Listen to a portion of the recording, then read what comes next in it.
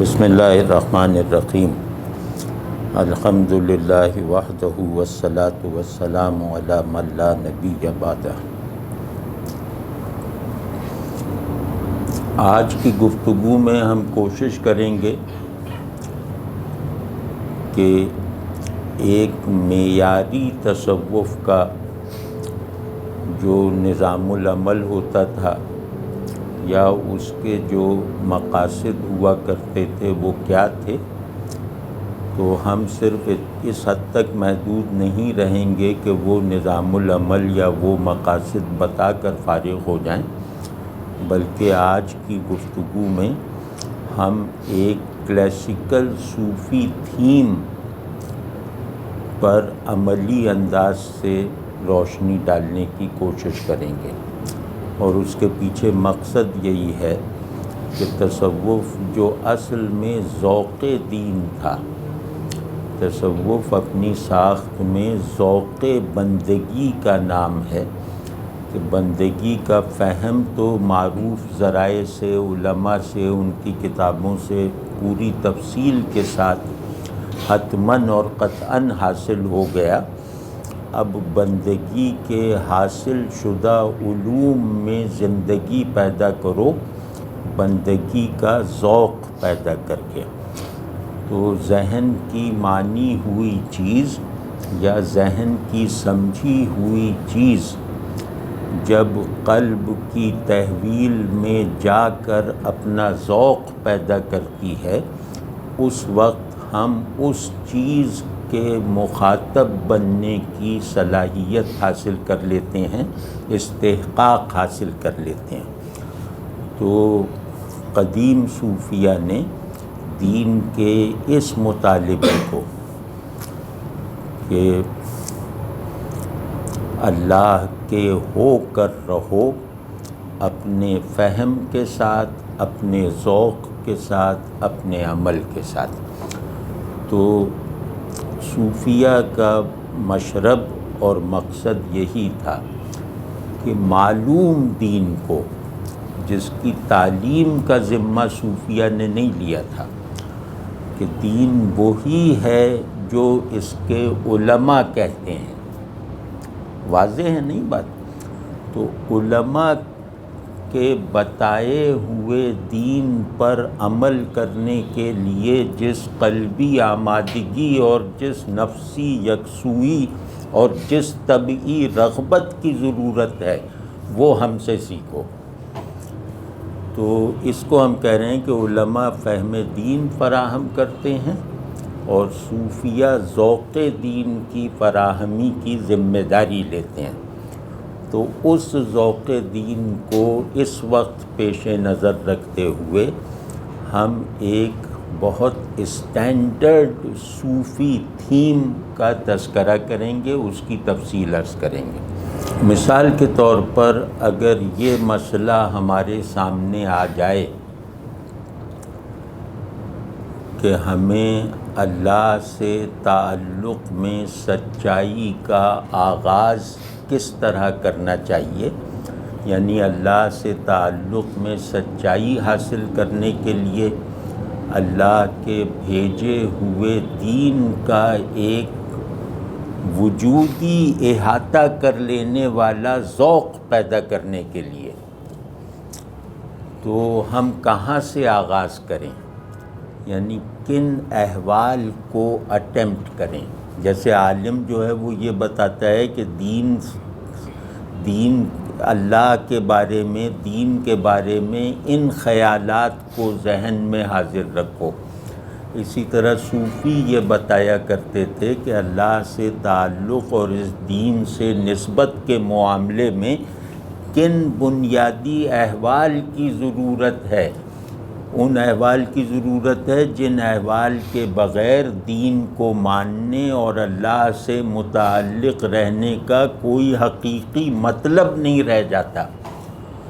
تو اس پہلو سے کہ بندہ کیا ہوتا ہے، اللہ سے تعلق کے جو پرائمری اور بہت بنیادی اور بہت ابتدائی اور بہت ضروری احوال اور ہماری نفسیاتی کنڈیشنز ہماری طبیعت کی ساخت، ہمارے قلب کی بناوٹ کیا ہونی چاہیے، اس میں ایک بات کرتا ہوں، ایک پرائمری حال کا بیان کرتا ہوں جس کے بغیر تعلق باللہ کی زیادہ معنویت نہیں رہ جاتی، جس کے بغیر بندہ بننے کا عمل یا بندہ بننے کا خیال قابل اعتبار نہیں رہ جاتا۔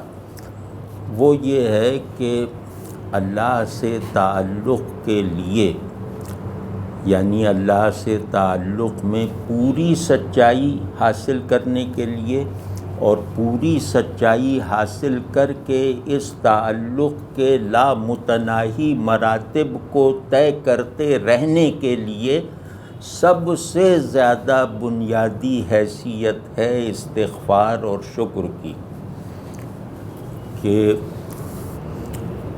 اگر ہماری طبیعت کا پورا نظام، ہمارے احوال کا مدار شکر اور استغفار کی کیفیات پر نہیں ہے، تو ہم ذوق دین کو حاصل کرنے کے لیے جس دروازے کا کھلا رہنا ضروری ہے، اس دروازے کو اپنے اوپر بند کیے ہوئے بیٹھے ہیں۔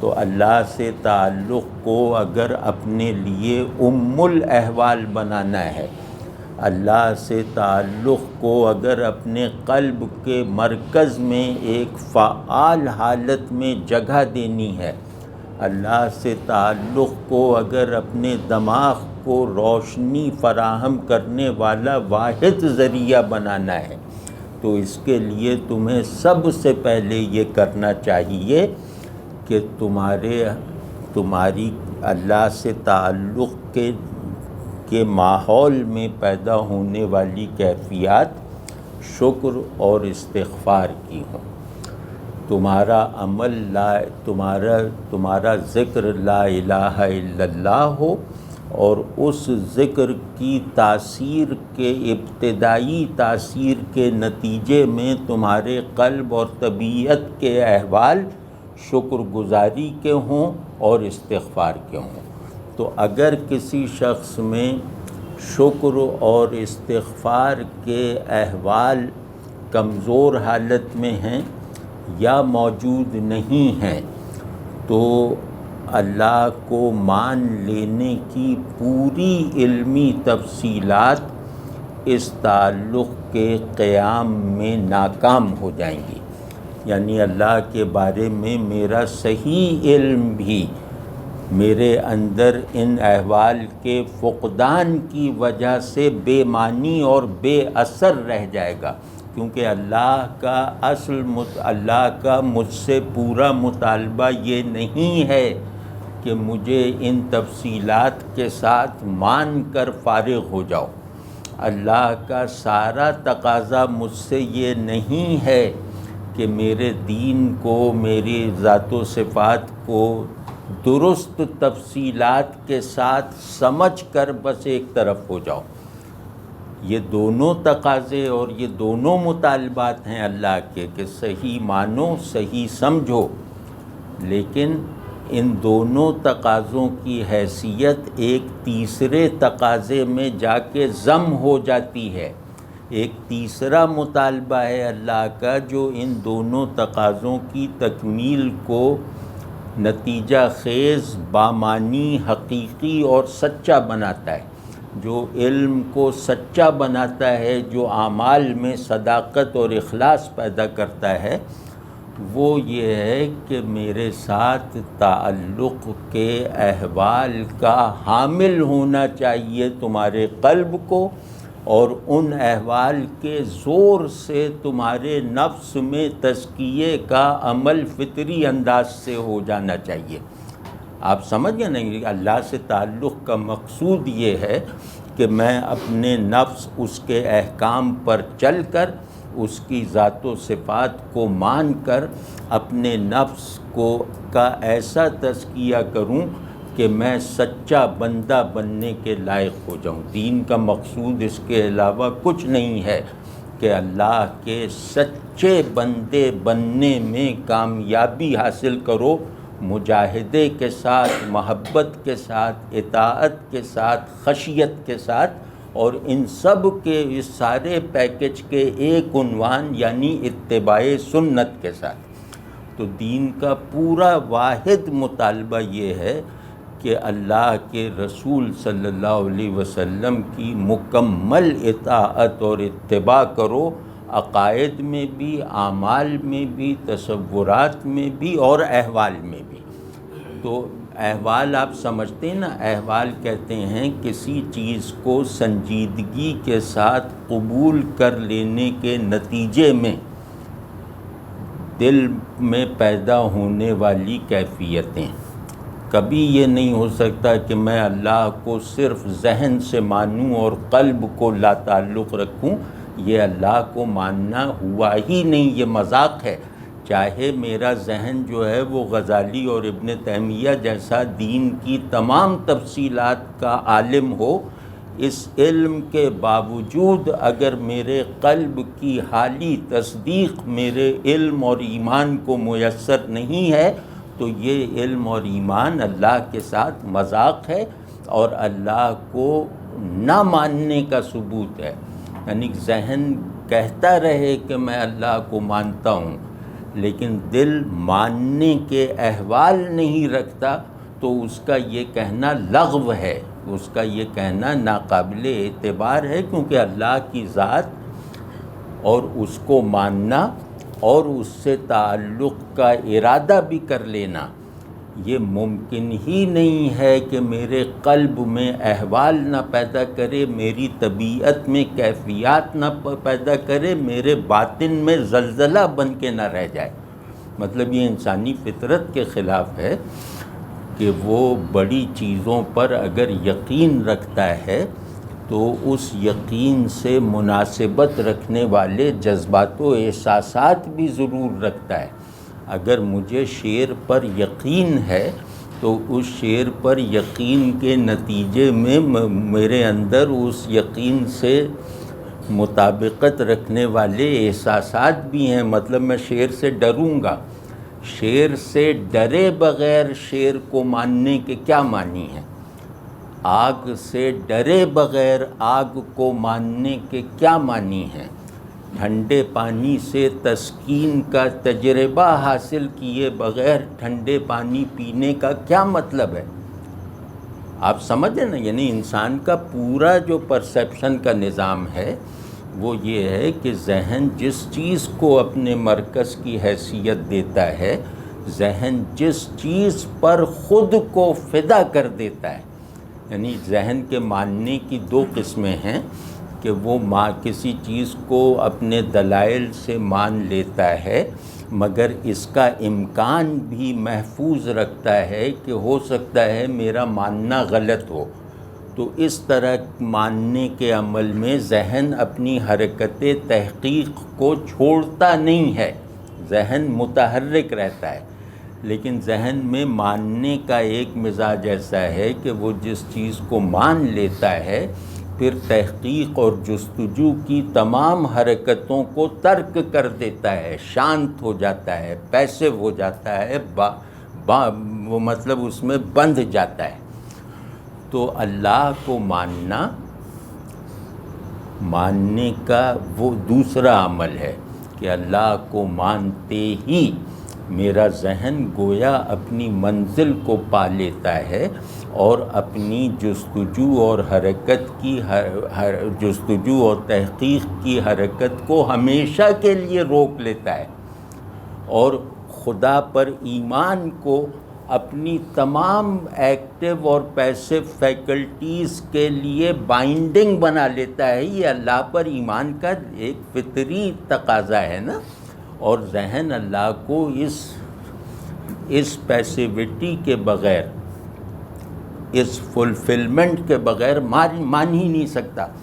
تو ذہن میں ماننے کی یہ جو سطح ہے کہ جسے میں نے مانا ہے وہ میرے لیے بائنڈنگ ہے، میرے لیے ایبسلیوٹ ہے، میرے لیے فلفلنگ ہے، ٹھیک۔ تو یہ کبھی ہو سکتا ہے کہ ذہن کے اس طرح ماننے کے آثار صرف ذہنی رہ جائیں، وجودی نہ بنے؟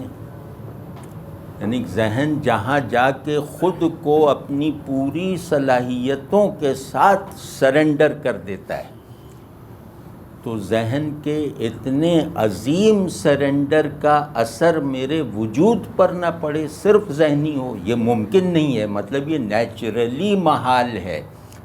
تو ایمان ذہن کی پوری تاریخ میں برپا ہونے والا سب سے بڑا واقعہ ہے۔ یعنی اگر ذہن کی ایک تاریخ ہے تو اس تاریخ میں واقع ہونے والا سب سے بڑا واقعہ اللہ پر ایمان ہے۔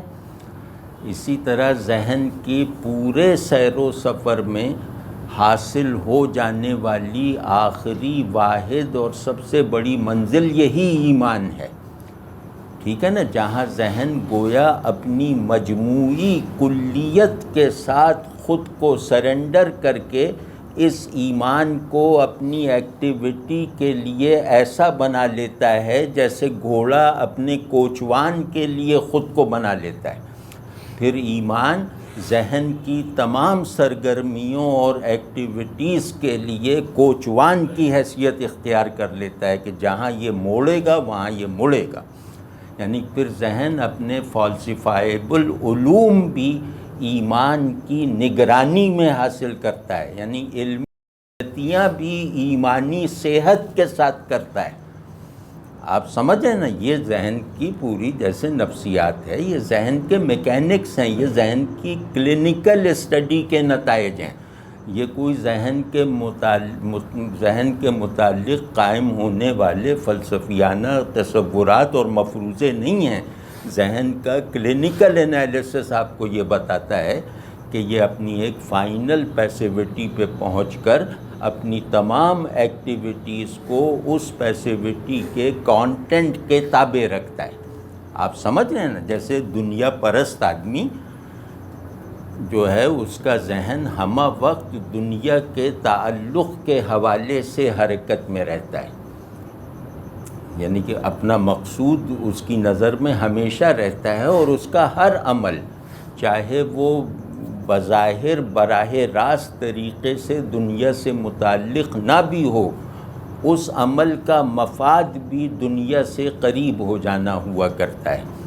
تو اگر دنیا کا مسلمہ رکھنے والا ذہن اپنے پورے نظام حرکت کو، اپنے پورے نظام تخیل و تفکر کو دنیا کے تابع رکھتا ہے، ارادی طور پر بھی اور جبری طور پر بھی، یعنی ارادی طور پر بھی اور غیر شعوری طور پر بھی دنیا حاضر رہتی ہے، تو اللہ کو ماننے والے ذہن کی بھی کلینکل بناوٹ ایسی ہی ہوگی نا کہ وہ اپنی حرکت کے ہر رخ پر اللہ کی طرف منہ کیے ہوئے ہوتا ہے، چاہے اس چلنے میں اس سے غلطیاں ہو رہی ہوں، گر رہا ہو، لیکن اس کا گرنا، اٹھنا، چلنا، نہ چل سکنا، یہ سب اللہ کی طرف منہ کر کے ہوتا ہے، اسی دنیا دار آدمی کی طرح جو دنیا کی طرف منہ کرنا کبھی نہیں چھوڑتا۔ آپ سمجھ گئے نا؟ تو یہ ذہن کی فطری ساخت ہے۔ تو یہ اور دنیا کو اپنا ذہنی مقصود بنا لینے والا شخص کبھی ایسا دیکھا ہے کہ وہ قلب کا قبلہ بھی دنیا کو بنانے میں ناکام رہے؟ یعنی ذہن جو کعبہ بناتا ہے وہ قلب کا قبلہ لازماً بنتا ہے۔ تو کبھی کوئی ایسا دنیا پرست آدمی دیکھا ہے جس نے دنیا کو اپنا ذہنی مقصود تو بنا لیا لیکن قلبی مطلوب نہیں بننے دیا؟ ایسا کوئی دیکھا ہے؟ ظاہر ہے کہ نہیں دیکھا۔ لیکن ایسے مومنین اکثریت میں ہیں جنہوں نے خدا کو ذہنی مقصود بنا لیا ہے، قلبی مقصود بنانے سے غافل ہیں یا ناکام ہیں یا اس طرف متوجہ ہی نہیں ہیں۔ تو اگر ذہن کا مقصود قلب کا مطلوب نہ بنے تو ذہن کا اپنے مقصود کے ساتھ تعلق جھوٹا ہے، پھر وہ مقصود ذہن کا بھی نہیں ہے۔ تو ہم اسی لیے کہہ رہے ہیں کہ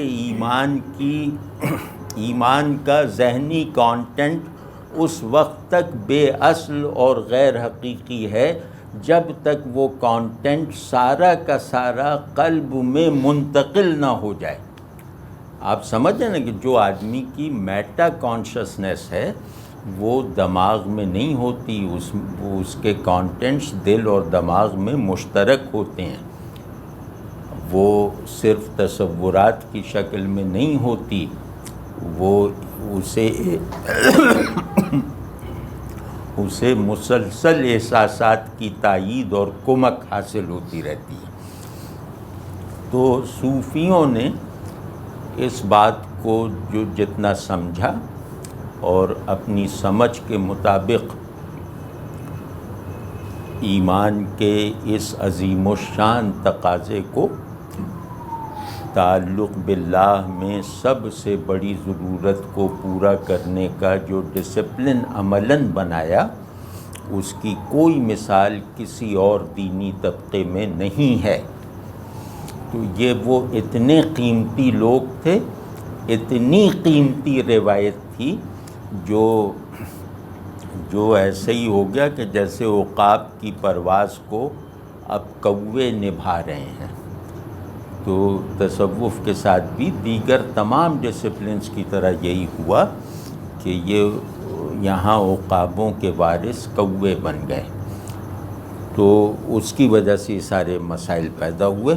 تو اب اس میں تصوف میں بگاڑ کی صورت ذہنی نہیں آئی، وہ یہ آئی کہ تصوف نے ایمان کے ذہنی ورژن سے دوری اختیار کر کے اس کو قلب میں مسٹیفائی کر دیا، یعنی انہوں نے دل کی یکسوئی کو اپنا مقصود بنا کر ذہن میں موجود ایمان سے لاتعلقی اختیار کر لی۔ یہ ایک بہت بڑا جرم ہوا ہے، یعنی علماء کے دین کی تحقیر کر کے اپنے قلبی احساسات اور جذبات پہ تکیہ کیا گیا تعلق باللہ میں، تو یہاں پھر وہ اللہ بھی خیالی ہے، یعنی وہ اللہ خیالی ہے جو آپ کے جذبات اور احساسات کا ہی موضوع رہے، آپ کے ذہن میں موجود پہلے سے تفصیلات کے ساتھ ہم آہنگ نہ ہو۔ وہ الہ غیر حقیقی ہے جس کی تائید علماء نہ کریں۔ واضح ہے نا؟ تو بگاڑ کی صورت یہاں اس طرح آئی۔ تو خیر، ہم اپنے کلاسیکل تصوف کے احیاء کی نیت لے کر آج یہ بات کر رہے ہیں کہ بندگی کو اپنے اطمینان بخش ثبوت کے لیے، خود میرے لیے یہ ثابت کرنے کے لیے کہ میں سچا بندہ ہوں، سب سے پہلے یہ دیکھنا ہے کہ میرے اندر استغفار اور شکر کے جذبات، احساسات، کیفیات اور احوال میرے تمام جذبات و احساسات پر غالب ہیں یا نہیں۔ آپ سمجھ رہے ہیں؟ جس طرح میرا نظام میرے جو خیالات کی حرکت ہے وہ کبھی نہیں رکتی، اسی طرح میرا نظام احساسات بھی مسلسل چلتا رہتا ہے نا۔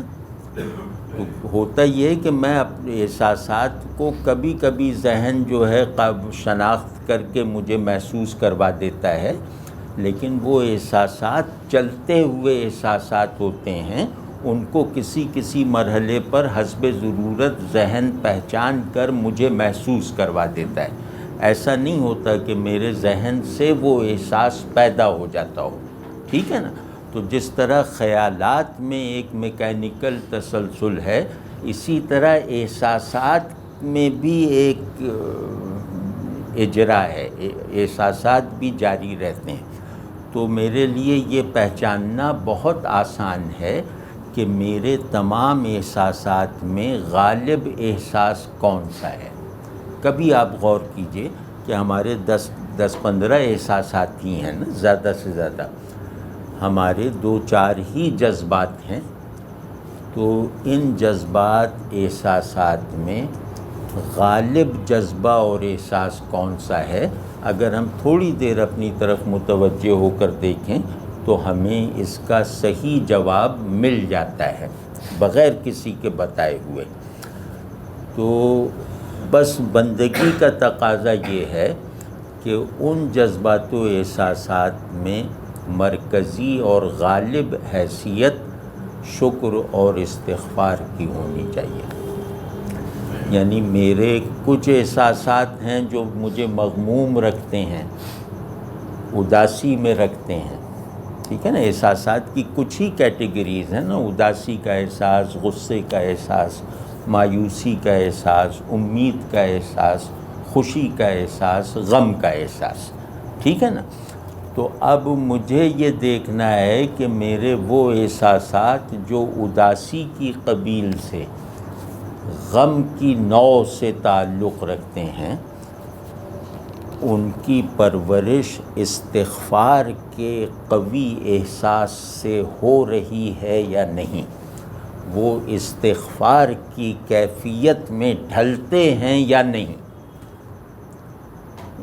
میری خوشی کے کچھ احساسات ہیں، میرے اطمینان کے کچھ احساسات ہیں، میری کامیابی کے کچھ احساسات ہیں۔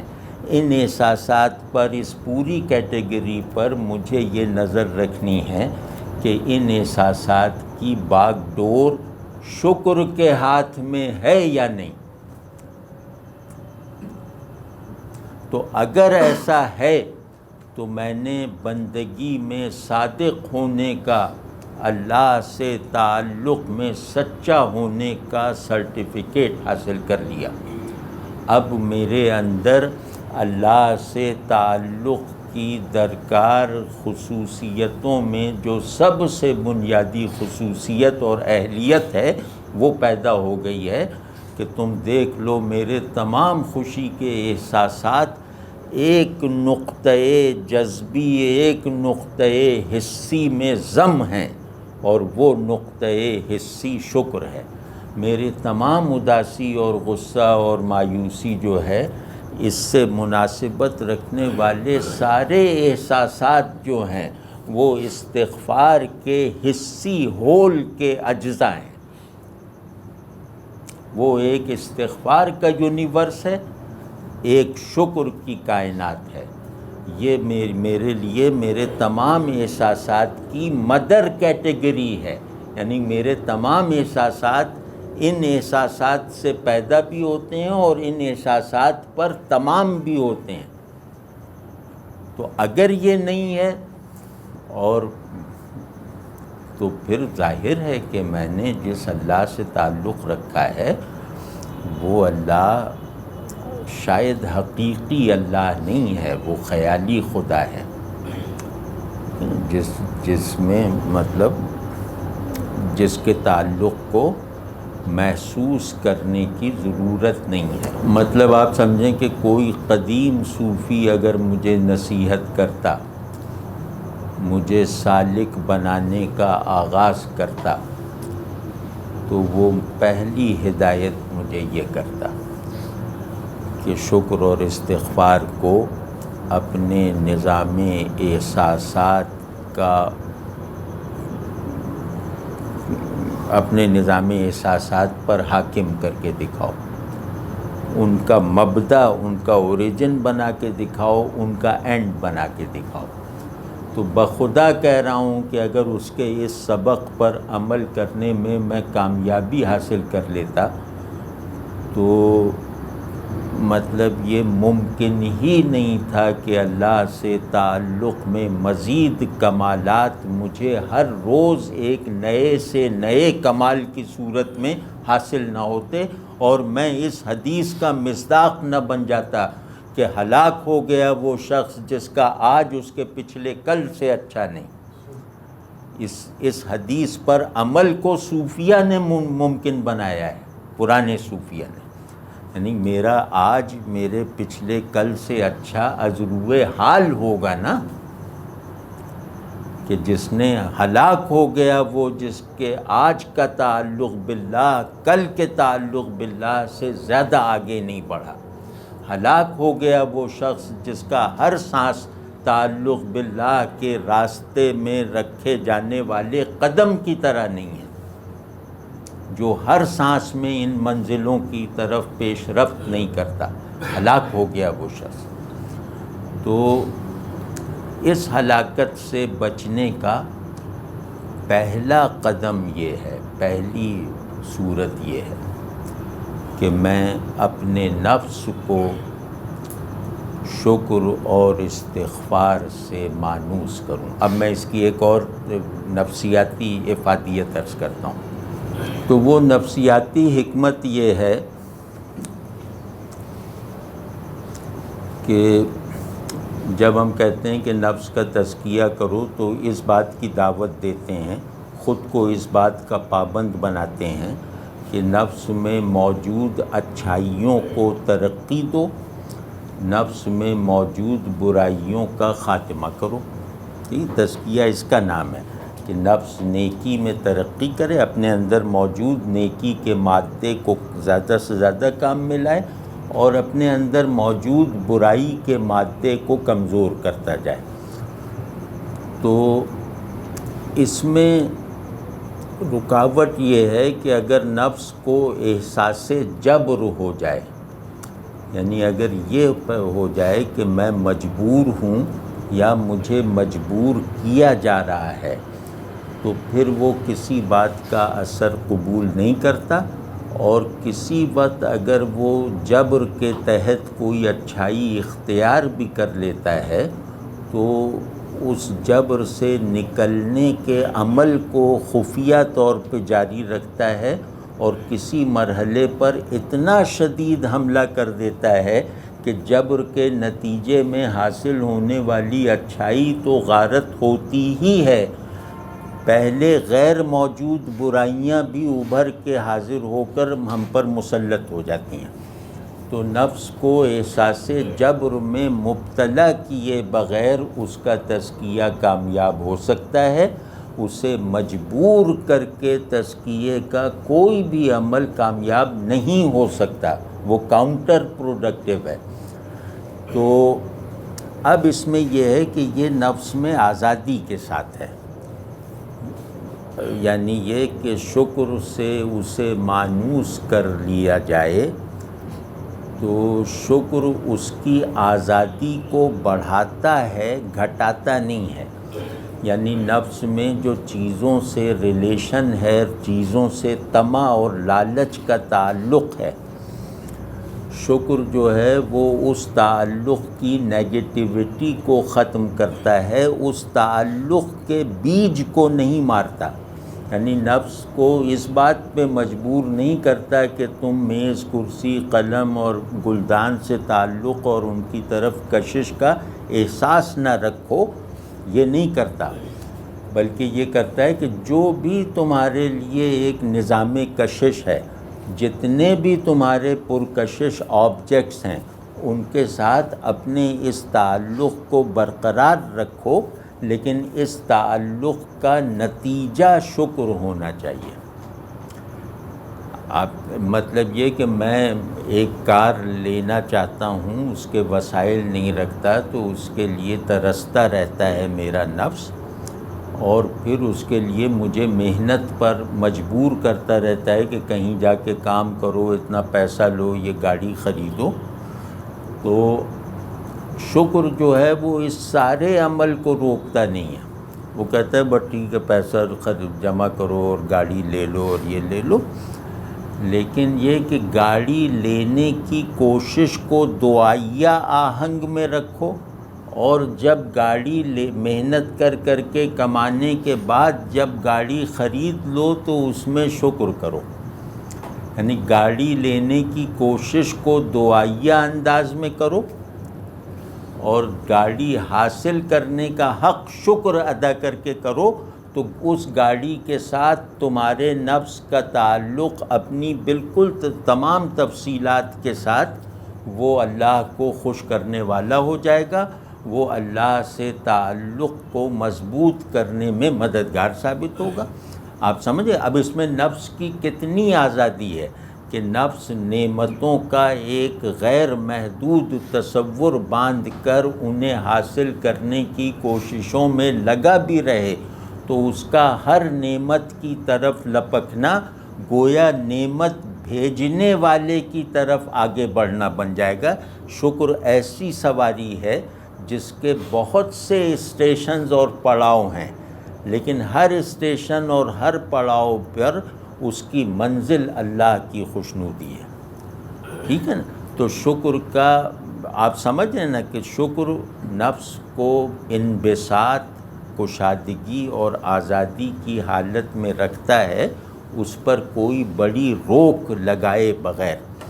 اسی طرح نفس کی دوسری قوت ہے، وہ ہے اداسی اور مایوسی کی، کہ نفس اگر اللہ سے تعلق کے آئیڈیا کو قبول کر لیتا ہے تو اپنی حالت دیکھتے ہوئے وہ اس آئیڈیا کو عمل میں لانے کے اکثر راستے بند پاتا ہے، اپنی حالت دیکھتے ہوئے، اپنی امارگی کو دیکھتے ہوئے۔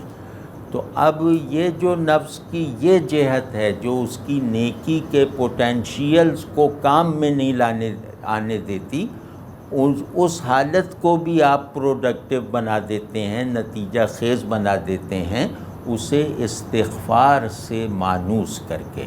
یعنی شکر نفس کی قوت کو یکسو کرتا ہے، بڑھاتا ہے، استغفار نفس کی کمزوری کا ازالہ کرتا ہے۔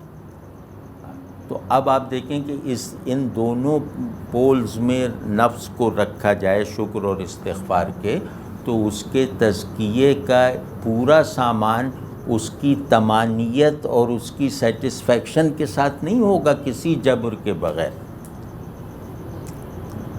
تو اس لیے مطلب ہمارا کام یہ ہے کہ نفس کو اللہ کا ایسا بندہ بنائیں، نفس کو بندگی سے ایسا مانوس کریں کہ نفس کے تمام محرکات جو زیادہ تر احساساتی اور کیفیاتی صورتوں میں ہیں، وہ تمام محرکات اور اس کا تمام انداز عمل جو ہے وہ اللہ سے تعلق کے رخ پر یکسو ہو جائے۔ تو یہ ہے صوفی کا یا قدیم صوفی کا اولین مقصود، یہ ہے تمام سیر و سلوک کا نقطۂ آغاز، کہ نفس کو شکر اور استغفار سے مانوس کرو، اپنے تمام خودکار احساسات کو شکر اور معافی اور طلب مغفرت کے احساس کے تابع رکھو، اور اس کے ساتھ اپنی زبان کو لا الہ الا اللہ میں مشغول رکھو۔ زبان کا یہ شغل جو ہے وہ شکر اور استغفار کی کیفیات کو ان کا اینڈ فراہم کیے رکھتا ہے، یعنی تمام احساسات، تمام جذبات، تمام خیالات، حتیٰ کہ تمام دین کا مقصود کیا ہے کہ لا الہ الا اللہ کہنا سچا ہو جائے، لا الہ الا اللہ کہنا بامانی ہو جائے۔ تو زبان لا الہ الا اللہ میں مشغول ہے، اور اس شغل کی تاثیر کو قلب اور طبیعت اور نفس اپنے پورے پھیلاؤ کے ساتھ جذب کرنے کی کوششوں میں مصروف ہیں۔ یہ ہے اللہ سے تعلق میں سچائی کا پہلا قدم، یہ ہے تصوف حقیقی کے نصاب کا پہلا سبق، ٹھیک ہے؟ تو آج اتنی بات کرنی تھی۔ کبھی آپ دیکھیے کہ اللہ جو بس ہم میں دیکھنا چاہتا ہے نا، وہ زیادہ تر باطنی ہے، یعنی احوال سے تعلق رکھتے ہیں، کہ اللہ ہمارے اندر کچھ احوال دیکھنا چاہتا ہے کہ متقی بنو۔ اب متقی جو ہے وہ سب چیزوں کی بنیاد ہے، تقویٰ، از روئے قرآن ہدایت کی، وصول کی، فلاح کی، سب کی بنیاد تقویٰ پر ہے نا۔ تو تقویٰ ایک باطنی کنڈیشن ہے نا. تو انشاءاللہ میں وہ چیزیں لکھ کے بھی لے آؤں گا کہ وہ اوصاف. اس کو صوفیوں نے بہت بڑا احسان کیا ہے کہ جیسے علماء نے اللہ کی مرضی کے مطابق عمل سکھا دیا، بہت بڑا احسان ہے. دیگر علماء نے جو ہے وہ ایمان کو ذہن میں رکھنے کے سانچے فراہم کر دیے، بہت بڑی بات ہے، بہت عمدہ ہے. یعنی فقہا نے ارادے کو مسلمان رکھنے کا سامان فراہم کیا، علماء نے ذہن کو مسلمان رکھنے کا سامان فراہم کیا. ارادے کی مراد وہی ہے جو فقیہ بتائے گا، اس میں صوفی کا کوئی دخل نہیں. ذہن میں ایمان وہی ہے جو عالم بتائے گا، اس میں صوفی کی کوئی ضرورت نہیں ہے. صوفی کو بھی عالم اور فقیہ کا پابند ہونا ہے، لیکن قلب میں اسلام رکھنے کا طریقہ صوفی بتائے گا. ارادے کو مسلمان فقیہ کرے گا، ذہن کو عالم کرے گا، قلب کو، نفس کو صوفی کرے گا. یہ ان دونوں کا کام نہیں ہے، ان کا کام ہے پہنچا دینا. عالم پیغام مخاطب تک پہنچا دیتا ہے، صوفی مخاطب کو پیغام تک لے آتا ہے. سمجھ گئے نا؟ ہمارے بڑوں کو جو ہے وہ ایک کمرے میں بند کر کے تالا لگا کے کچھ لوگ چلے گئے ہیں شرارت میں. تو اب ہمیں ان بڑوں کو جو تالا لگایا گیا اس تالے کو توڑنا ہے، مطلب بڑے صوفیوں کو نکالنا. سب کو بند کیا ہوا ہے. یہ بات واضح رہنی چاہیے کہ خدا جب تک الہ محمد علیہ السلام نہیں ہے وہ خدا نہیں ہے. یہ ان کمپرومائزنگ ہے. خدا وہی ہے جو قرآن میں ہے، خدا وہی ہے جو رسول اللہ صلی اللہ علیہ وسلم نے متعارف فرمایا ہے، بس باقی کچھ بھی نہیں. تو الہ محمد اگر نہیں ہے تو اس خدا تک تم 10 بار پہنچ جاؤ، اس کے لیے کسی دین کی ضرورت نہیں ہے. اچھا، دوسری ایک ضروری بات میں کہنی بھول گیا تھا، وہ اس کے تسلسل میں جوڑ دیجیے گا کہ اللہ کے 3 حقوق ہیں جو لازم ہیں، مطلب اس کے بغیر اس پر ایمان لانا بے معنی ہے.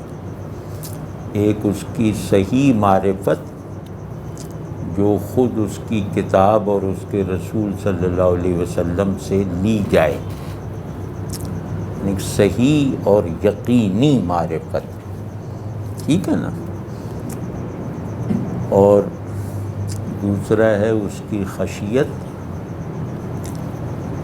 تاکہ اس کی شان کو دیکھتے ہوئے اپنے آپ کو پوزیشن کیا جائے. شخصیت کہتے ہیں اللہ کی شان کے مطابق پوزیشن لینا. اور تیسرے اس کی محبت کہتے ہیں اپنی حیثیت کے مطابق اس خدائے عظیم الشان کے آگے پوزیشن لینا. خدا میری طرف دیکھ رہا ہے تو حال خشیت کا ہے، میں خدا کی طرف دیکھ رہا ہوں تو حال محبت کا ہے. اور ان دونوں احوال پر بائنڈنگ ہے اللہ کی وہ معرفت جو اس کی کتاب سے حاصل ہوئی ہے، رسول اللہ صلی اللہ علیہ وسلم سے میسر آئی ہے، ٹھیک ہے نا. تو لا الہ الا اللہ جب زبان کہتی ہے، زبان اور ذہن جڑواں ہیں، یعنی نہیں ہو سکتا کہ زبان ذہن سے جڑے بغیر ایک حرف بھی کہہ سکے، کیونکہ زبان جو کہتی ہے وہ ذہن سے لیتی ہے. زبان کا ہر قول ذہن میں پہلے موجود ہوتا ہے، ٹھیک ہے نا. تو اس کی معرفت کے صحیح ہونے کا ہم اظہار کرتے ہیں لا الہ الا اللہ سے. تو لا الہ الا اللہ کہنا گویا اس کی معرفت کے حق کو ترجیح، اس کی معرفت کے حق کو ادا کرنے کی کوشش ہے۔ اور استغفار اللہ کی خشیت کے لائق بناتا ہے، اللہ کی خشیت کو حقیقی بناتا ہے۔ اللہ سے ڈرنے کا عمل میں ثبوت گناہ سے بچنا ہے، اور احوال میں ثبوت استغفار سے مناسبت رکھنا ہے، استغفار کی احوالی فضا میں رہنا ہے۔ ٹھیک ہے، تو استغفار خشیت کی حفاظت کرتا ہے، اور شکر محبت سے تعلق رکھتا ہے۔ تو اب آپ نے استغفار کی فضا موجود رکھی تو آپ نے اس کی خشیت کا حق ادا کیا۔ حق کوئی نہیں ادا کر سکتا، لیکن اپنے بس بھر ادا کیا، تو اللہ اپنے حق کی پوری تکمیل تو چاہتا ہی نہیں ہے، کیونکہ کوئی کر ہی نہیں سکتا۔ تو اللہ کہتا ہے کہ میرے حق کی سچی تعمیل کرو، تو میرے اندر جتنا بھی اس حق کو پورا کرنے کی صلاحیت ہے، اس حساب سے میں خشیت کا حق استغفار سے پورا کرتا ہوں، محبت کا حق شکر سے بجا لاتا ہوں، معرفت کا حق لا الہ الا اللہ کہہ کے کہتا ہوں۔ وہ میرا یہ قول لا الہ الا اللہ میرے قلب کی سب سے بڑی متاع ہے، میرے ذہن کی سب سے مرکزی حیثیت رکھنے والی چیز ہے۔ تو اب آپ نے دیکھا نا کہ اس میں پوری بندگی کے جو لوازم ہیں وہ آ گئے ہیں۔ تو اس نیت سے بھائی اس پہ عمل کرو، اور اس پہ عمل کوئی میرے کہنے سے نہیں کر رہے۔ سب سے پہلے تو یہ مراد قرآن ہے، اور دوسرے درجے پر یہ ہے کہ تصوف یہی ہے جو اب ہم شروع کریں گے انشاءاللہ۔ تو بذات خود علماء نے یہ جو ان کے ہاں قلبی کیفیت کے نہ ہونے کی وجہ سے، کیا وہ ذہنی جو انہوں نے ہم تک اخبار یا خبر دے دی ہے، وہ ایمان کی صورتحال کو وہ کفایت کرتی ہے؟ نہیں، کفایت کرنا تو ذرا بڑی بات ہے، لیکن ایک بات واضح رہے کہ ہم کہہ رہے ہیں کہ عالم کی ذمہ داری یہ ہے۔ ہم یہ نہیں کہہ رہے، نہ یہ سوچنے کی ہمیں اجازت ہے، نہ ضرورت ہے کہ عالم خود ایسا ہوتا ہے کہ اس کا ایمان بس ذہن تک محدود ہوتا ہے۔ ایسا نہیں ہے۔ علماء میں جو تصوف کے سے معروف تعلق نہیں رکھتے تھے، ان میں بڑے بڑے صوفیوں سے بہت آگے چل کے تعلق باللہ رکھنے والے لوگ پیدا ہوئے۔ تو یہ نہیں، تصوف کوئی دین تھوڑی ہے کہ اس سے باہر کہیں تعلق باللہ وجود نہیں رکھتا، لیکن یہ اپنی اپنی صلاحیتوں کے مطابق ہے، اپنی اپنی ضرورتوں کے مطابق ہے، اور اپنی اپنی ذمہ داریوں کے مطابق ہے کہ عالم فرض کیا قاضی نہیں بنتا، اب قاضی کی بھی ایک دینی ضرورت ہے، تو عالم نے اپنے ذمے اپنے دین کی یہ ذمہ داری لے رکھی ہے کہ وہ اس دین کو صحیح صورت میں دوسروں تک پہنچائے گا، یعنی اس دین کے ذہنی اور مفہومی ورژن کو درست حالت میں رکھے گا۔ تو اب وہ اپنی یہ ذمہ داری پوری کر رہا ہے، اگر وہ اس سے ادھر ادھر ہوگا تو اپنی ذمہ داری پوری کرنے میں کوتاہی کا ارتکاب کرے گا۔ اگر وہ دین سے ثابت شدہ کوئی اور ذمہ داری اپنے سر لیتا ہے تو وہ یہ ایک ذمہ داری بھی اچھی طرح سے پوری نہیں کر پائے گا۔ تو ہم یہ نہیں کہہ رہے کہ عالم ایمان کے ان لازمی تقاضوں پر پورے نہیں اترتے، وہ دین کا عالم ہو ہی نہیں سکتا جو بندگی کے احکام کے علاوہ بندگی کے احوال بھی نہ رکھتا ہو، وہ عالم ہو ہی نہیں سکتا۔ میں کبھی یہ نہیں مان سکتا کہ امام ابو حنیفہ حضرت شیخ عبدالقادر جیلانی یا حضرت معین الدین چشتی کے برابر کے اللہ والے نہیں تھے، ان سے زیادہ تھے۔ یہ دونوں محتاج ہیں ابو حنیفہ کے۔ ابو حنیفہ کو ان دونوں کی کوئی ضرورت نہیں ہے، کیونکہ وہ ان دونوں کی خصوصیتوں کو ان سے زیادہ اپنے اندر رکھتے ہیں۔ تو یہ بات میں کہہ مطلب یہ کہ مجھے صوفی بننے کے لیے تھوڑی بھیجا گیا ہے، میرے اوپر ذمہ داری مومن بننے کی ہے، اللہ کا بندہ بننے کی ہے۔ اس بندگی کے کچھ تقاضوں کی تعلیم عالم دیتے ہیں، کچھ کی تعلیم وہ لوگ دیتے ہیں جو صوفی کہلاتے ہیں، کچھ کی تعلیم جو ہیں وہ فقہا دیتے ہیں۔ تو یہ سب لوگ اپنے دین کی مختلف ضروریات کو جو آپس میں مربوط ہیں ان کو ایک ایک پوری کر رہے ہیں، اور یہ بہت درست نظام ہے۔ تو اس میں کوئی مطلب یہ کہ صوفی کو چاہیے کہ وہ عالم سے پوچھے کہ دین کیا ہے، عالم کو چاہیے کہ صوفی سے پوچھے کہ دینداری کیا ہے۔ صوفیوں نے اپنے ذمے دینداری کا کام لیا ہوا ہے، عالموں نے تعلیم کا دین کیا ہے کا جواب فراہم کرنے کا کام لیا ہوا ہے۔ تو دونوں کی ضرورت ہے، دونوں کو ساتھ لے کر چلنا ہے، اور اس میں حجت عالم ہے۔ عالم اگر کہے گا کہ یہ دین نہیں ہے تو صوفی کو اپنا وہ معمول چھوڑنا پڑے گا۔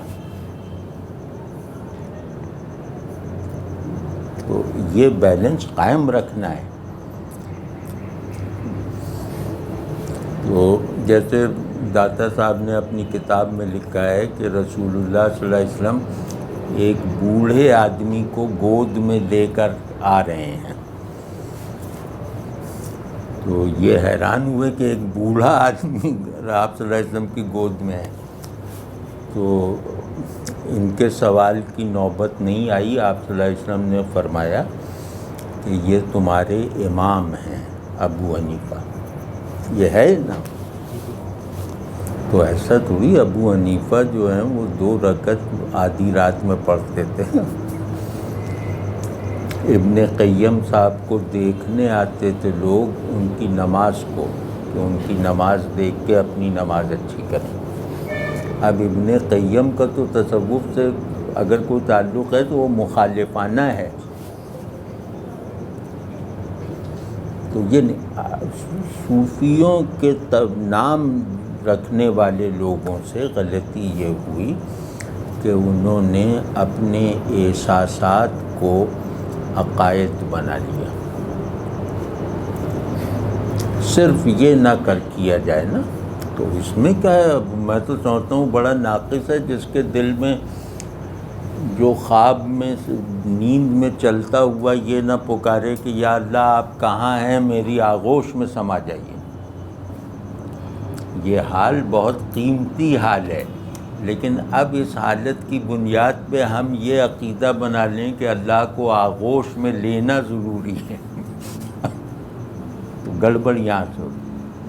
ورنہ تو آپ صلی اللہ علیہ وسلم نے فرمایا، ایک حدیث ہے اس مفہوم میں، اس سے ملتے جلتے مفہوم میں، کہ ایک شخص صحرا میں تھا، بیچ میں صحرا میں، تو وہ ایک پیڑ سے اپنے اونٹ کو باندھ کے، جس پہ اس کا سامان سارا لدا ہوا تھا، باندھ کے پیڑ کے سائے میں سو گیا۔ تو جب آنکھ کھلی تو دیکھا کہ وہ اونٹ غائب ہے جس پہ سارا سامان، پانی، کھانا سب لدا ہوا تھا۔ تو اب وہ صحرا تھا، لق و دق صحرا، اب اس نے کوئی ڈھونڈا اونٹ کو، وہ کہیں نہیں ملا، تو یہ سمجھ گیا کہ اب موت کا انتظار کرنا ہے۔ ظاہر ہے صحرا میں یہ صورتحال ہو تو پھر بس موت کا انتظار ہی کرنا چاہیے۔ تو یہ پھر آ کے اس پیڑ کے سائے میں لیٹ گیا مرنے کے انتظار میں۔ تو اسے اونگ سی آ گئی، تو پھر جب آنکھ کھلی تو اونٹ کو سامنے موجود پایا، جس کے ملنے سے وہ مایوس ہو چکا تھا۔ تو اس نے کہا کہ بڑا شکر ہے یا اللہ، بڑا شکر ہے تو میرا بندہ اور میں تیرا رب۔ یہ اس کی زبان سے نکلا، یہ حدیث میں ہے۔ تو خوشی سے اس کی زبان سے یہ فقرہ نکل گیا کہ یہ تو میرا بندہ اور میں تیرا رب۔ تو آپ صلی اللہ علیہ وسلم نے اس کو تحسین کے انداز میں بیان فرمایا ہے کہ دیکھو ایسی خوشی ہوئی کہ وہ یہ بھی بھول گیا یعنی اس پہ شکر کا ایسا غلبہ ہوا کہ وہ یہ بھی بھول گیا۔ اب ظاہر ہے وہ یہ تھوڑی سمجھتا تھا یا یہ تھوڑی کہنا چاہ رہا تھا، لیکن خوشی اور شکر کی شدت ایسی تھی کہ یہ ترتیب بگڑ گئی، یہ ترتیب ہی الٹ گئی۔ تو اب یہ احوال کے طور پہ تو آپ صلی اللہ علیہ وسلم نے خود اس کی وہ تحسین فرمائی ہے نا، دیکھو شکر، آپ صلی اللہ علیہ وسلم نے اس کو مثال بنایا ہے شکر سے مغلوب ہو جانا۔ تو احوال طرح طرح کے ہو، اور ظاہر ہے کہ آپ صلی اللہ علیہ وسلم دعاؤں میں طلب فرماتے ہیں کہ یا اللہ میں تو تیری لقا کا، تجھ سے ملاقات کا طالب ہوں، یا اللہ میں تجھے دیکھنا چاہتا ہوں۔ تو اب یہ مجھے معلوم ہے کہ میں اللہ کو دیکھ نہیں سکتا، لیکن دیکھنے کی خواہش اگر نہ پیدا ہو تو یہ دیکھ نہ سکنے کے اعتقاد میں سچائی نہیں ہے، بخدا سچائی نہیں ہے۔ کہ جسے میں نہیں دیکھ سکتا اسے دیکھنے کی خواہش نہ ہو تو اس کے ساتھ میرا تعلق کیا ہے؟ تو اور اللہ اس ناممکن طلب کو پسند فرماتا ہے، بشرطے کہ آپ اسے ناممکن سمجھیں۔ اب اگر میں اس طلب پر، اس خواہش پہ عقیدہ بنا لوں کہ اللہ کو اگر نہ دیکھا تو تم کامل نہیں ہو، اللہ کو نہ دیکھ سکنے کو نقص بنا لوں، تو اب یہ گڑبڑ ہے نا، یہ خرابی یہاں سے پیدا ہوتی ہے۔ پھر بعض کمالات جو سمجھے جاتے ہیں ان کی آپ صلی اللہ علیہ وسلم نے نفی فرمائی ہے۔ مطلب ایک صحابی نے آ کے عرض کیا کہ یا رسول اللہ صلی اللہ علیہ وسلم، انہوں نے کہا کہ ہم منافق ہو گئے ہیں، انہیں خیال آیا کہ ہمارے اندر نفاق ہے، تو اس کی تفصیل کے طور پہ انہوں نے آپ صلی اللہ علیہ وسلم سے عرض کی کہ ہم جب آپ صلی اللہ علیہ وسلم کی خدمت میں ہوتے ہیں تو ہمارے دل کے احوال مختلف ہوتے ہیں، دل کے احوال، تو آپ کو پتہ ہے نا کہ احوال کی پھر کیا حیثیت ہے۔ لیکن جب ہم آپ صلی اللہ علیہ وسلم کی مجلس سے اٹھ کر جاتے ہیں گھر میں کاروبار وغیرہ کی مصروفیتوں میں، تو وہ حالت قائم نہیں رہتی، تو اس کا مطلب ہے کہ ہم منافق ہیں۔ تو آپ صلی اللہ علیہ وسلم فرمایا کہ نہیں، یہ تو عین بندگی ہے۔ آدمی کا دل خدائے رحمان کی 2 انگلیوں کے درمیان ہے، وہ اسے الٹتا پلٹتا رہتا ہے، یعنی اس کی کوئی حالت مستقل نہیں ہوتی، اونچ نیچ حالت میں آتی ہے۔ کیونکہ اگر جو حال تمہیں میری مجلس میں نصیب ہوتا ہے وہ حال اگر تمہیں گھر میں بھی ہونے لگے اور وہ مستقل ہو جائے تو پھر تو فرشتے آ کے تمہارے بستروں پہ تم سے مصافحہ کرنے لگیں، راستوں میں تم سے ہاتھ ملانے لگیں، یعنی یہ مطلوب نہیں ہے۔ فرمایا یہ عین ایمان ہے کہ کبھی یہ حال کبھی وہ حال، صرف یہ کہ حال یہ اور وہ ہوتا رہے، لیکن جو معیاری حال ہے اس کی نفی کرنے والے احوال نہیں آنے چاہیے۔ مطلب ایک معیاری حال ہے کہ رسول اللہ صلی اللہ علیہ وسلم کی خدمت اقدس میں اللہ کی حضوری انتہا درجے پر پہنچی ہوئی محسوس ہوتی، ظاہر ہوگی، وہاں نہیں ہوگی تو کہاں ہوگی؟ مطلب آپ صلی اللہ علیہ وسلم کے سامنے جو حضوری ہوگی وہ جنت میں بھی نہیں ہوگی اللہ کی، تو وہ تو ہوگی، ظاہر ہے جو بھی صاحب ایمان ہے اس پہ وہ ہوگی۔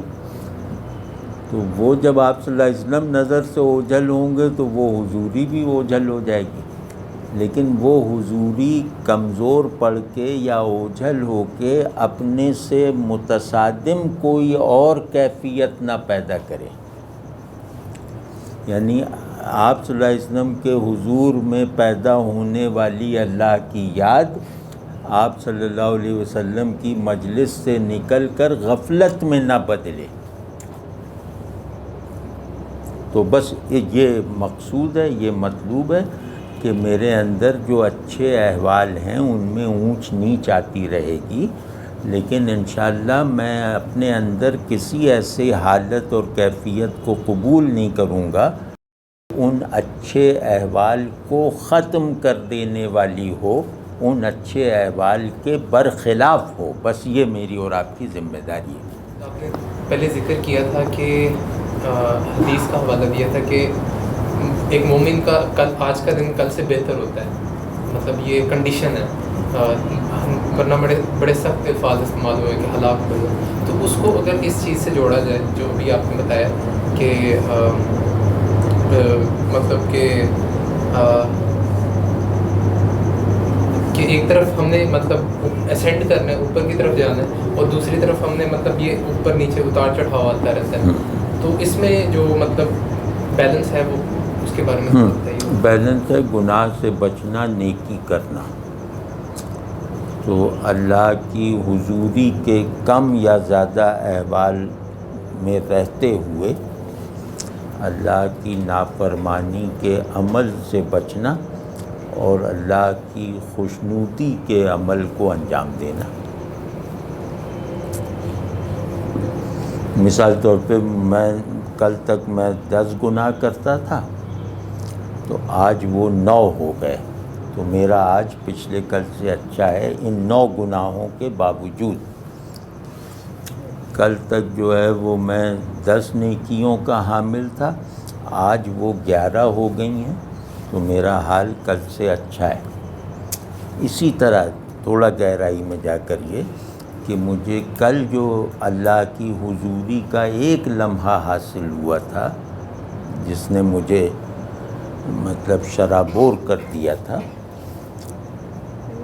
اس ایک لمحے کی حضوری یا تو آج مزید بڑھ گئی ہے ایک لمحے میں، یا وہ ایک لمحے حضور آج 5 لمحات حضور بن گیا ہے. یہ ترقی ہے. تو ان میں سے کوئی بھی ترقی جو ہے وہ ضرور ہونی چاہیے، کسی بھی پہلو سے ترقی ضرور ہونی چاہیے، چاہے وہ اعمال میں اضافے کی شکل میں ہو، چاہے وہ حضوری کے احساس میں مزید شدت کی صورت میں ہو، چاہے اللہ پر یقین کی مزید تقویت کی صورت میں ہو، چاہے اللہ سے تعلق کے کسی بھی لوازم میں سے کسی بھی چیز میں مزید اضافے کی شکل میں ہو. یعنی میرا توکل آج بڑھ گیا. کل میں گھبرا رہا تھا، کوئی گناہ نہیں کر رہا تھا، گھبرا رہا تھا کہ کیا ہوگا. آج وہ گھبراہٹ ختم ہو گئی کہ اللہ جو کرے گا بہتر کرے گا، تو میرا آج میرے گزشتہ کل سے بہتر ہے نا. تو کئی زاویے ہیں یہ دیکھنے کے. ہم نے فرمایا کہ عالم کا جو عالم حجت ہے صوفی کے لیے کہ اپنے اعمال میں، ہم دیکھتے ہیں کہ صوفی یا صوفی شاعری وغیرہ وہ عالم یا مولا کو ایک آبجیکٹ آف ریڈیکیول بہت صوفی شاعری میں ایک چیز داخل ہو گئی کہ اللہ اور اپنے تعلق کے درمیان کسی بھی چیز کو قبول نہ کرنا اور اسے قبول کرنے نہ کرنے کے لیے اس کی تحقیر کرنا. تو یہ تو چلو عالم وغیرہ تو بیچارے چھوٹی چیز ہیں، یہ تو جبریل علیہ السلام کو نہیں بخشا، موسیٰ علیہ السلام کو نہیں بخشا. تو یہ ایک وبا ہے. لیکن اس کا جو صوفیوں کی حقیقی روایت ہے نا، اس سے کوئی تعلق نہیں، کیونکہ ہر روایت میں کچھ تماشبین بھی داخل ہو جاتے ہیں نا، ہر روایت میں، حدیث میں، تفسیر میں، سب میں. تو صوفیوں میں بھی کچھ تماشبین آ گئے. انہوں نے جبریل وغیرہ، اب بھائی جو جبریل یعنی معلم انبیاء، رسول اللہ صلی اللہ علیہ وسلم کی معراج ہوئی ہے جبریل کو ان کی اصل صورت میں دیکھنے پر، بس وہ آخری منزل ہے. وہ جو قاب قوسین جو ہے وہ جبریل اور رسول اللہ صلی اللہ علیہ وسلم کے درمیان ہے. جبریل علیہ السلام معلم ہیں رسول اللہ صلی اللہ علیہ وسلم کے. رسول اللہ صلی اللہ علیہ وسلم پابند ہیں جبریل علیہ السلام کی ہدایت پر عمل کرنے کے. تو آپ صلی اللہ علیہ وسلم کی پوری نبوت کی روایت جو ہے وہ جبریل علیہ السلام کے زیر سایہ ہے، ان کی تحقیر آپ کر رہے ہیں کہ جن کو اللہ نے فرشتوں کی پوری جماعت سے ہمیشہ الگ کر کے بتایا ہے، وہ اس کی شان میں پھر حضرت عیسیٰ، حضرت موسیٰ، اب اللہ جانے ان شاعروں کا کیا بنے گا۔ یہ کیا ضرور سب کو ملے ایک سا جواب، آؤ نہ ہم بھی سیر کریں کوہ طور کی۔ اور کیا اور بیٹھے تو کیا طور پر، اور بیٹھے کیا سمجھ کے بھلا طور پر کلیم، طاقت ہو دید کی تو تماشا کرے کوئی۔ تو در دشت جنون من جبریل زبوں سے دے، کہ میرے عشق کے صحرا میں جبریل ایک گرا پڑا شکار ہیں، نعوذ باللہ من ذالک۔ اب یہ کیا ہوگا اللہ بہتر جانتا ہے۔ یہ خرابی ہماری شاعری میں بہت وسیع پیمانے پر ہے، اس میں صوفی کہلانے والے شعراء بھی ہیں اور عام شعر۔ اب یہ تو غالب کا شعر ہے نا کہ آؤ نام بھی سیر کریں، یعنی کہ اللہ نے موسیٰ علیہ السلام کو منع کر دیا کیونکہ وہ قابل نہیں تھے، ہم تو اس قابل ہیں، ہمیں دکھا دے گا۔ غالب کہتا ہے اگر خلیل شود میں، اگر کلیم شود ہم زباں سخن نہ کنیم، نعوذ باللہ، اگر کلیم شود ہم زباں سخن نہ کنیم، وگر خلیل شود میں ہماں بگردانیم، کہ اگر موسیٰ کلیم اللہ ہم سے بات کریں تو ہم ان نعوذ باللہ ہم ان کو جواب دینے کے لائق بھی نہیں سمجھتے، ہم ان سے بات ہی نہیں کریں گے۔ اور اگر ابراہیم خلیل اللہ علیہ السلام ہمارے مہمان ہو جائیں تو ہم انہیں گھر سے واپس لوٹا دیں گے، نعوذ باللہ من ذالک، نعوذ باللہ۔ یہ میں نے قوالی میں سنی ہے یہ غزل، اور قوالی ظاہر ہے خانقاہ میں ہوتی ہے، اب وہ کیسے گوارا کیا انہوں نے یہ سب، یہ اجمیر شریف میں۔ تو یہ سب، لیکن بہرحال اتنا بہرحال ذہن میں رکھنا چاہیے، انصاف یہ کہ یہ تصوف کی جین بن روایت کا اظہار نہیں ہے، وہ نہیں ہے، کیونکہ یہاں تو وہ جیسے میں آپ سے عرض کروں نقشبندی سلسلے میں بہت زیادہ دار و مدار ہے لطائف پر۔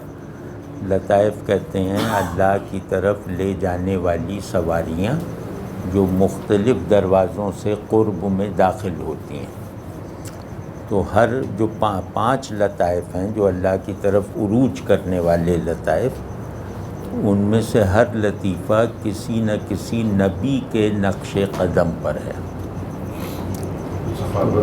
ہاں ثقافت ہوگی کہیں، ہاں، جیسے لطیفہ قلب ہے وہ حضرت آدم کے نقش قدم پر ہے، لطیفہ روح 2 نبیوں کے نقش قدم پہ، حضرت ابراہیم اور حضرت نوح علیہم السلام۔ لطیفہ خفی جو تیسرا ہے وہ حضرت موسیٰ علیہ السلام کے نقش قدم۔ لطیفہ سر تیسرا ہے، لطیفہ خفی چوتھا ہے وہ حضرت عیسیٰ علیہ السلام کے نقش قدم۔ لطیفہ اخفیٰ 5واں ہے وہ رسول اللہ صلی اللہ علیہ وسلم کے نقش قدم۔